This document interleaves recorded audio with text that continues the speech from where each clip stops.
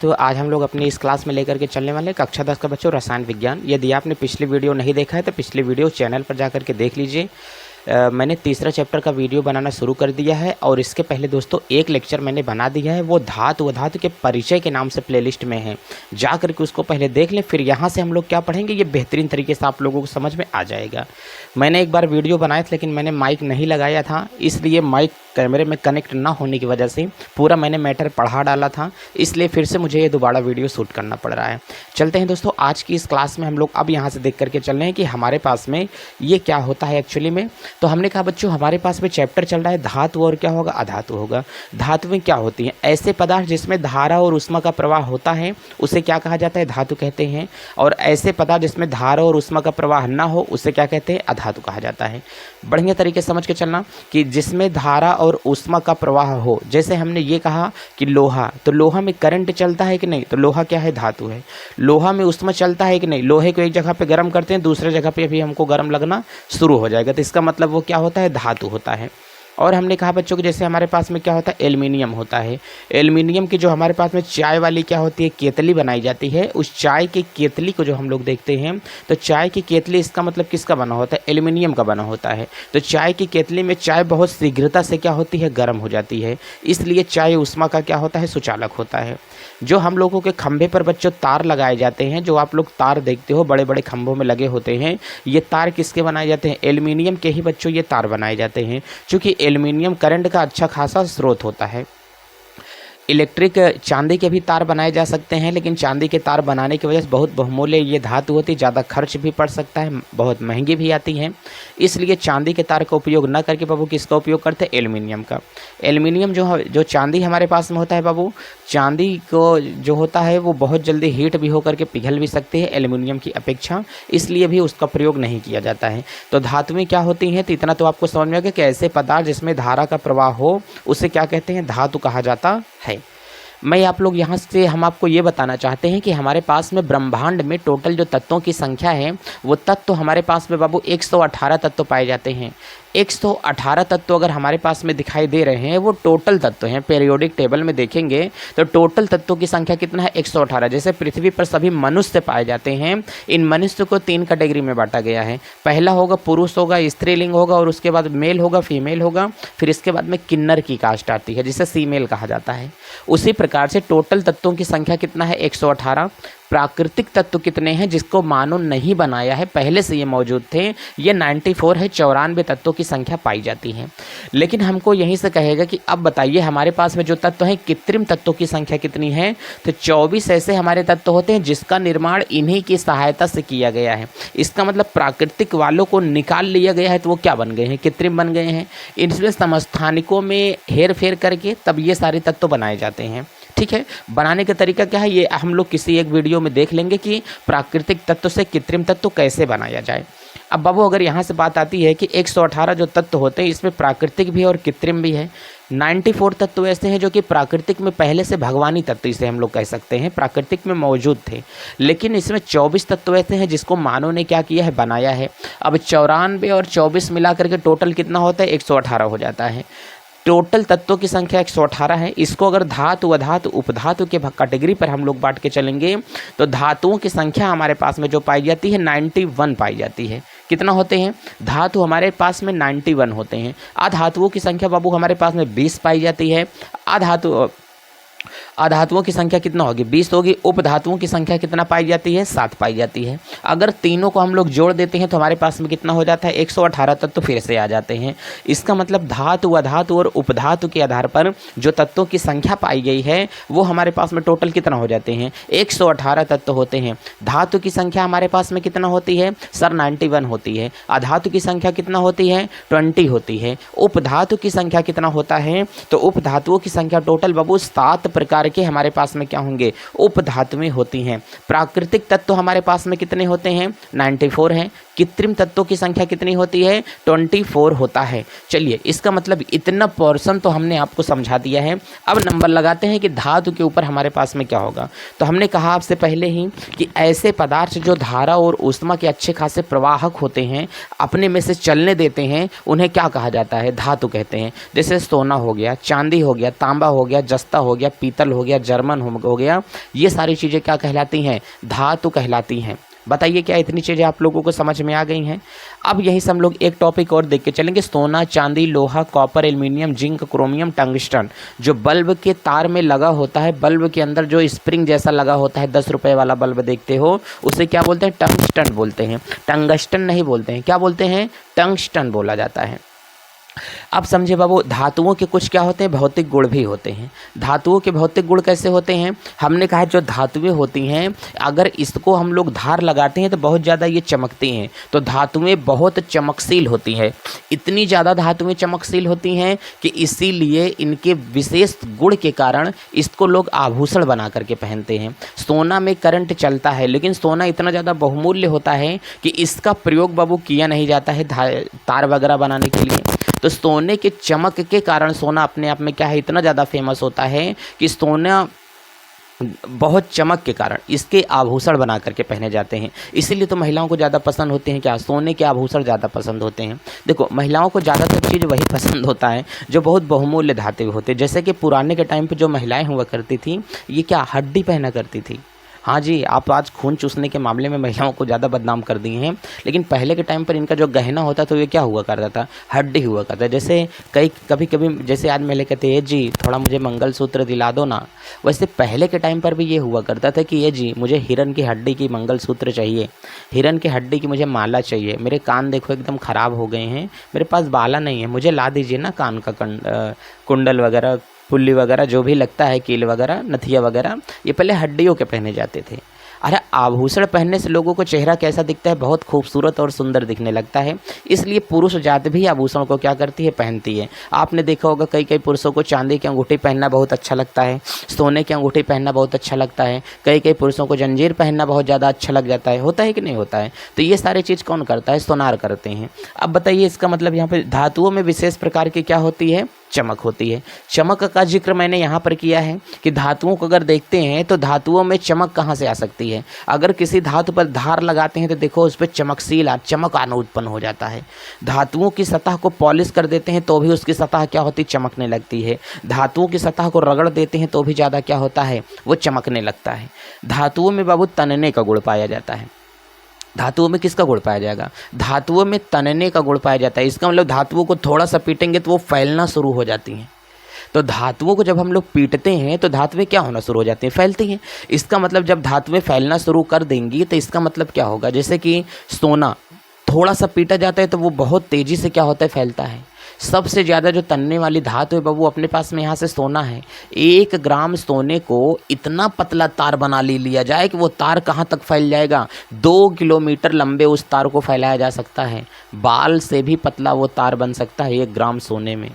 1 तोला में होता है बाबू 10 ग्राम होता है, और 1 तोला आपको समझ में नहीं आता है। तो इतना पतला सोने का तार बनाया जाता है कि उस पतले से तार के अंदर कितने लंबे के जाता है करंट? तो कह रहा है कि उस पतले से सोने के तार के कारण 2 किलोमीटर लंबा तार बन सकता है। कभी आप लोग देखें इस चीज़ को। लेकिन हमने कहा कि धातुएं क्या सभी धातुएं तननशील होती हैं? सभी धातुएं तन सकती हैं? हमने कहा ऐसा नहीं होता है। ठीक है, हमारे पास में क्या होगा? टूट जाती हैं। कौन कौन सी धातुएं टूट जाती हैं, नहीं तनती हैं? एक हम थोड़ा मिटा करके तब अच्छे से देख लेते हैं, तब यहाँ पर आप लोगों को बढ़िया से समझ में आ जाए। चलिए, पहले का हम लोग यहाँ से मिटा देंगे। चूँकि पहले वीडियो मैंने बाबू बनाया था तो वीडियो माइक नहीं लगा पाया था, इसलिए पूरा वीडियो एकदम ख़राब हो गया। फिर से वीडियो हालांकि बन रहा है। देखो, तो धातुओं के भौतिक गुण क्या होते हैं? धातुओं में बाबू विशेष प्रकार की चमक पाई जाती है। तो धातुएं हमेशा चमचमाती रहती है। कभी मंगलसूत्र वगैरह देखो तो एकदम चमचमाता रहता है। हार वगैरह, 9 लखा हार वगैरह आप लोग देखो कि नहीं?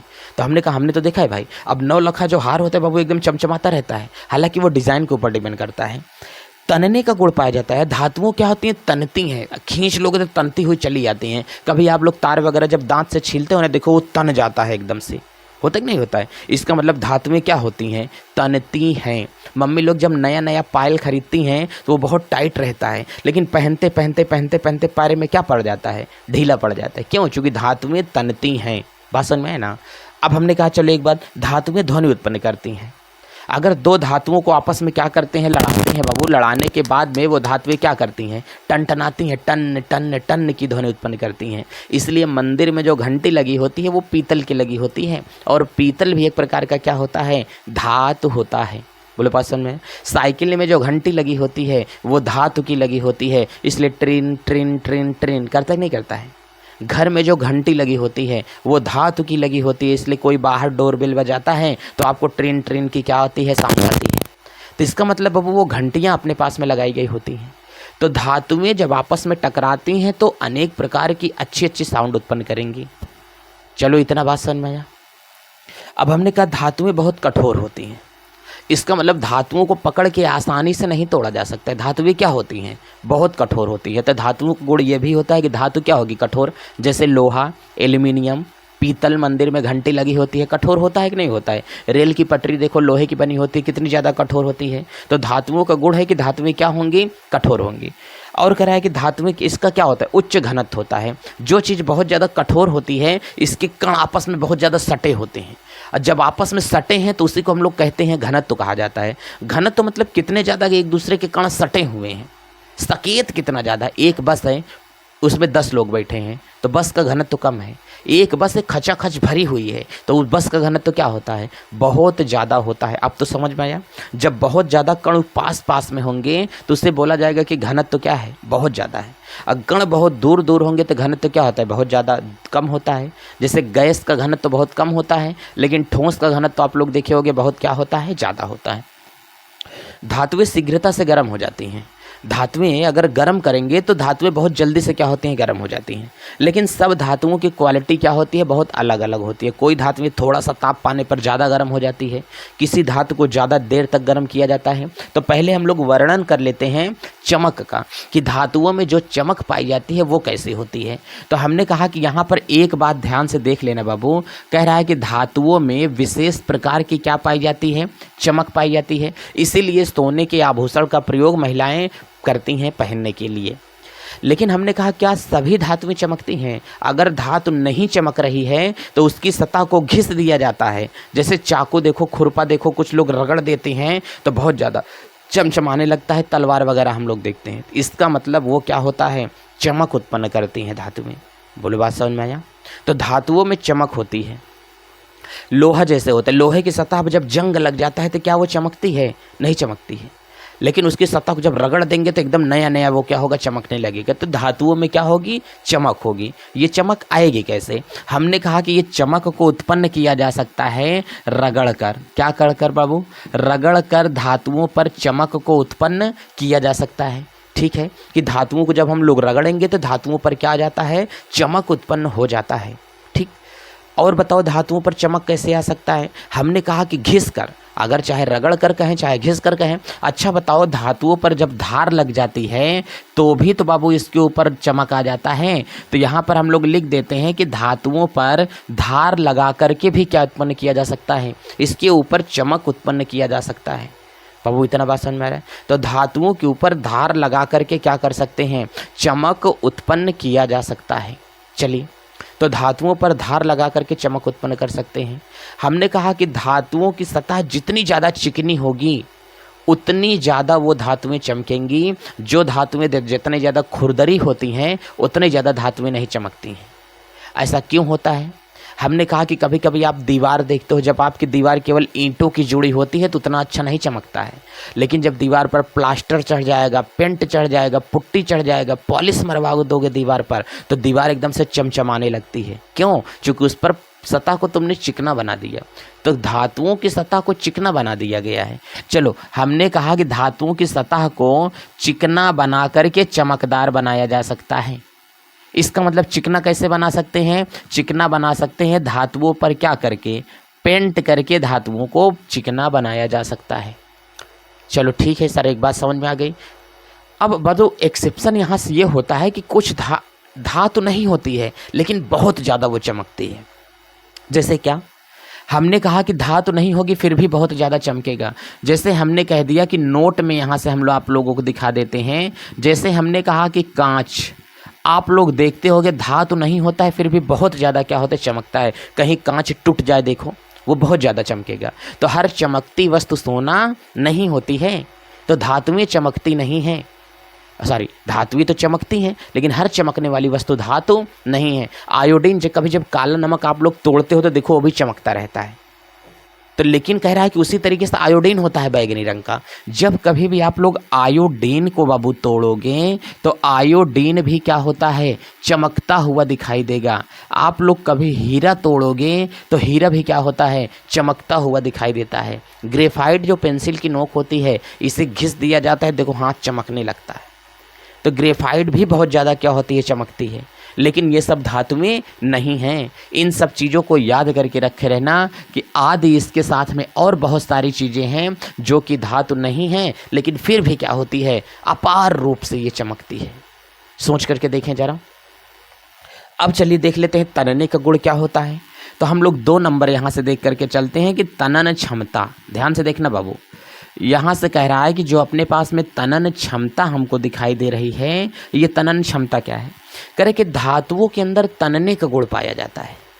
अगर धातुओं को हम लोग रख करके नीचे हथौड़े से पीटते रहते हैं तो अपने आप में फैलती रहती है। जैसे मिठाई के ऊपर झिल्ली चढ़ाई जाती है, वो एल्युमिनियम की होती है। लोग सोचते हैं कि वो चांदी लगा करके हमको दे रहे, लेकिन वो एल्युमिनियम की झिल्ली होती है। जब हथौड़ा मार के फैलाता है तो वो एकदम फैलते हुए चला जाएगा और लेकर के बढ़िया मिठाइयों के ऊपर क्या करता है, चिपका देता है। अब बताओ, जब मिठाई के ऊपर पूरा चिपका दिया है तो एल्युमिनियम अगर हम लोगों के बॉडी में जाता है तो सोचने समझने की क्षमता कम कर देता है। डायरेक्ट ये दिमाग पर जा कर के अटैक करता है। तो एल्युमिनियम अगर बॉडी में जाएगा तो हमारे अंदर ही कमज़ोर कर देता है। इसलिए एल्युमिनियम के बर्तन में खाना नहीं खाना चाहिए। आपके घर में जो प्रेशर कुकर रखा गया है वो एल्युमिनियम का होता है, और एल्युमिनियम के बर्तन में खाने की वजह से दिमाग क्या होगा, कम होता है। इसलिए जो प्रेशर कुकर है, उस प्रेशर कुकर को बर्तन की दुकान पर लेके जाएंगे तो बाबू वो बदल देगा। अब बदलने के बाद में आपको स्टील का कुकर देगा, लेकिन कुछ पैसा भी लेगा वो। देखो, एल्युमिनियम के दिमाग को संचारित करता है, दिमाग को कम करता है। ये शोध बहुत पहले पता चल चुका था। इसका प्रयोग अंग्रेज करते थे। जब अपने यहाँ पर अंग्रेज आए थे ना, तो जिनको कैदी बना करके वो जेल में रखा करते थे, उनके लिए एल्युमिनियम को वो बर्तन रखते थे। एल्युमिनियम के कटोरे में उनको खाना दिया करते थे। किसी मूवी वगैरह में भी आप लोग देखे होंगे, एल्युमिनियम के बर्तन का उपयोग किया जाता है, ताकि दिमाग जो आंदोलन करने वाले लोग थे उनको जेल में रख करके एल्युमिनियम के बर्तन में खाना दिया जाएगा। और जब एल्युमिनियम के बर्तन में खाना दिया जाएगा तो रहते रहते उनका दिमाग तो संचारित होगा, दिमाग तो कम होगा ही ना, तो वो आंदोलन ही नहीं करेंगे और वो पूरे भारत पर क्या करेंगे, अटैक करेंगे, पूरे भारत में अपना कब्जा कर लेंगे। तो इसलिए ऐसे लोगों से बहुत ज़्यादा सावधान रहें कि जो एल्युमिनियम, देखो जैसे सिगरेट पीने वाले लोग जो होते हैं, जब सिगरेट को क्या करते हैं, बॉक्स में से निकालते हैं ना, देखो एक एल्युमिनियम फॉइल उसमें चिपकी हुई होती है। अब बताओ, जब एल्युमिनियम फॉइल अगर उसके अंदर चिपकी है तो एक मतलब वो एल्युमिनियम को पीट करके बढ़ाया गया है। एक बिस्किट आते हैं बाबू, ब्रिटानिया गुड्डे का जो बड़ा साइज होता है, उसको बिस्किट की पॉलीथीन को देखोगे तो नीचे एल्युमिनियम फॉइल चिपकी होती है। कागज़ भी लगा होता है, उसको एल्युमिनियम के अंदर लपेट करके रखा गया होता है। तो इस बर्तन में भी नहीं खाना चाहिए, समझ में आ रहा है ना। तो इसका मतलब एल्युमिनियम बहुत ख़राब चीज़ है बाबू, हमारे शरीर में बैक्टीरिया से सुरक्षा करती है, ये सही है। लेकिन एल्युमिनियम अगर हमारे बॉडी में अधिकता हो जाती है तो एल्युमिनियम भी बहुत ज़्यादा नुकसानदेह का काम करता है। एल्युमिनियम के बर्तन वगैरह का प्रयोग नहीं करना चाहिए। हमने कहा कि तनन क्षमता होती है। तनन क्षमता की अगर मैं बात करूं तो सबसे ज़्यादा जो तनने की क्षमता रखता है वो कौन रखता है, सोना रखता है। 1 ग्राम सोने से 2 किलोमीटर लंबा तार बनाया जा सकता है। आप लोग अपने पापा से पूछो, पापा 2 किलोमीटर यहाँ से कितना दूर तक पड़ेगा। आपके घर का तो मुझे अंदाज़ा है नहीं, लेकिन आप अपने पापा से पूछोगे तो पापा बहुत बेहतरीन तरीके से आपको बता पाएंगे कि एल्युमिनियम कितना दूर तक जा कर के तार फैला सकते हैं। सोच करके आप लोग देखना बाबू कि 2 किलोमीटर लंबा तार, बाप रे।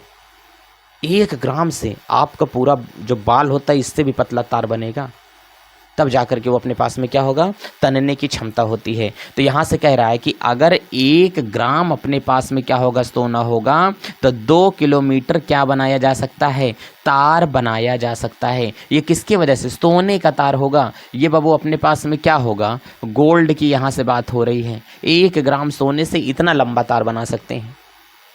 सिगरेट वगैरह जो हमारे पास में होते हैं, इन सब को क्या होता है, जैसे ये सारी चीज़ें बनाई जाती हैं। अब बताओ, जो दवा होती है इसके अंदर बैक्टीरिया ना जा पाए, कोई अन्य पदार्थ ना घुस पाए, इसलिए दवा को जो पैक किया जाता है किसके अंदर पैक करते हैं, एल्युमिनियम के अंदर पैक करते हैं। कुछ कुछ दवाएं होती हैं जो सफ़ेद रंग की दिखाई देती हैं, आपको देखो इमेज पर दिख रहा है। इसको आग में जलाते हो तो भी ये नहीं जलता है। इसका मतलब ये बना किसका है, एल्युमिनियम का बना होता है। भाई कागज़ होता तो जल जाता, प्लास्टिक होता तो जल जाता, लेकिन ये दवा को पैक करने के लिए किसका इस्तेमाल किया जाता है? एल्युमिनियम का इस्तेमाल किया जाता है। चलो, धातुएं ध्वनि उत्पन्न करती हैं, बात समझ में आना। अब हमने कहा कि धातुएं हमारे पास में ध्वनि उत्पन्न करेंगे। अच्छा ये बताइए, क्या जितनी धातुएं हैं सारी की सारी धातुएं तनती हैं? नहीं, धातुएं ऐसी होती हैं कि जैसे यहाँ पर मैंने कहा कि अपने पास में क्या होगा, पारा होगा, Hg इसे कहा जाता है, पारा नहीं तनता है। हमने कहा बाबू अपने पास में क्या होता है, जिंक होता है, जिंक नहीं तनता है, टूट जाएगा, पीटेंगे तो टूट जाएगा, पीटेंगे तो टूट जाएगा, तो जिंक नहीं तनेगा। पारा लिक्विड होता है इसलिए पारा तनता नहीं है, बूंद बूंद निकाल सकते हैं इसको, एक एक बूंद, दो दो बूंद, तीन तीन बूंद निकल सकता है, लेकिन पारा तन नहीं सकता है। अब हमने कहा कि धातुएं ध्वनि उत्पन्न करती हैं, बात को ध्यान से समझ करके चलना। धातुएं क्या उत्पन्न करती हैं? ध्वनि उत्पन्न करती हैं। हमने कहा बिल्कुल सही, धातुओं को जब आपस में टकराते हैं तो धातुएं क्या उत्पन्न करती हैं? ध्वनि उत्पन्न करती हैं। जैसे हमने कहा ना, साइकिल में लगी हुई घंटी को जब बजाते हैं ट्रेन ट्रेन ट्रेन, इसीलिए मंदिर मस्जिद मंदिरों वगैरह में, स्कूलों वगैरह में और जो चीज़ें बजने वाली होती हैं वहाँ पर किसका इस्तेमाल किया जाता है? मेटल का ही इस्तेमाल किया जाता है। भाषण में है ना। तो धातुएं हमेशा बाबू किसका उपयोग करती हैं? धातुएं हमेशा ध्वनि क्यों उत्पन्न करती हैं? ठीक है, जैसे कि देखो, जब लोहार जो होता है हथौड़े से लोहे को पीटता है तो बहुत ज़्यादा वो आवाज़ करता है। इसलिए बाबू एक बार लोहे ने सोने से कहा कि यार हमको अपना, जब क्या करता है, हथौड़े को, लोहे को जब पीटा जाता है तो वो बहुत चिल्लाता है, लेकिन सोने को कहा गया यार तुमको जब पीटा जाता है तो तुम चिल्लाते नहीं हो, ऐसी क्या बात हो गई है? तो जिस पर लोहा एक ही जवाब देता है कि भाई जब अपने को चोट पहुंचाता है ना तो तकलीफ़ एकदम सीने से होती है, अगर कोई दूसरा चोट पहुंचाता है तो अपने को तकलीफ़ नहीं होती है, क्योंकि अपना अगर जब अपने को दर्द देने लगेंगे ना तो रोने से भी आवाज़ बहुत ज़्यादा निकलेगी। बात समझ में आ रहा है? तो बस यही अपने पास में है कि सोना आवाज़ नहीं करेगा, लेकिन लोहा क्या करता है? आवाज़ करता है। लेकिन सोना मुलायम होगा, जो धातुएं जितनी कठोर होंगी उतनी ज़्यादा टन टन टन की आवाज़ करती हैं। लेकिन मरकरी को कहीं टकराओगे, पानी पानी होगा तो आवाज़ करेगा? नहीं करेगा ना। तो सब धातुएं आवाज़ भी नहीं कर सकती हैं। तो अब एक बात यहाँ से आ गया, तो जैसे हमने कहा कि पारा, इसका भी उदाहरण हो सकता है कि भाई ये ध्वनि नहीं उत्पन्न करेगा। हमने कहा कि इसका घनत्व ऊंचा होता है, जो बहुत ज़्यादा कठोर होगा इसका मतलब उसके कण एक दूसरे के क्या है, पास पास में रखे गए हैं, इसलिए वो साउंड नहीं कर रहा है, आवाज़ नहीं कर रहा है डियर। अब बताइए, ये शीघ्रता से गर्म हो जाती हैं। चौथा नंबर कह रहा है कि ये बहुत तेज़ी से गर्म होती है। धातुओं का ये गुण होता है कि धातुएं ताप अगर इनको दिया जाएगा तो ये ताप का अवशोषण बहुत जल्दी करती हैं। इसीलिए सबसे ज़्यादा अवशोषण कौन करेगा? सबसे ज़्यादा अवशोषण करेगा तो कौन करेगा? सबसे ज़्यादा अवशोषण करेगा बाबू एल्यूमिनियम, सोना, चांदी, सब जल्दी से एब्जॉर्ब कर लेते हैं। इसीलिए जो केतली बनाई जाती है चाय वाली, जो केतली बना करके रख देता है, करिए वो भाई साहब चाय लेकर के आ जाओ मेरे पास एक, वो तुरंत ही केतली रखा, जहाँ से एकदम केतली गर्म हो गई, लेके एकदम में क्या करता है, चाय पहुंच जाता है। सरकार बताइए किसको किसको हम चाय दें? क्योंकि चाय एल्यूमिनियम बहुत जल्दी एब्जॉर्ब करता है, तो चाय जल्दी से गर्म हो जाती है एल्यूमिनियम के बर्तन में। इसलिए चाय की केतली किसकी बनाई जाती है? एल्यूमिनियम की बनाई जाती है। बच्चों बोलो, इतना समझ में आ रहा है? क्या? हाँ सर। तो ये शीघ्रता से इतनी चीज़ें क्या होती हैं, गर्म हो जाती हैं। चलो अब यहाँ से हम लोग देख लेते हैं कि और हमारे पास में क्या होता है। धातुओं में विशेष प्रकार की चमक तो पाई ही जाती है। अब एक बात हमारे पास में आ गया कि धातुओं का ये भौतिक गुण तो मैंने आपको बता दिया। अब बच रहा है हमारे पास में धातुओं के रासायनिक गुण, और रासायनिक गुण को हम लोग देखेंगे बाबू बहुत अच्छे तरीके से, बेहतरीन तरीके से, लेकिन वो धातुओं के रासायनिक गुण का नेक्स्ट वीडियो होगा। इसके लिए बाबू आप लोग वीडियो को ज़्यादा से ज़्यादा क्या करें, शेयर करें, छोटे भाई बहन को भी बताएं कि हाँ भाई सौर करियर पॉइंट पर सभी वीडियो एकदम लगातार स्टार्ट हो चुकी हैं, और सभी लोग वीडियो को ज़्यादा से ज़्यादा शेयर करें। चलते हैं प्यारे बच्चों, अपना ख्याल रखें, मस्त रहें, स्वस्थ रहें, छोटों को प्यार दें, बड़ों का आदर करें, अपना व्यक्तित्व इस प्रकार से बनाएं कि भारत के एक अच्छे नागरिक का निर्माण हो सके। जय भारत।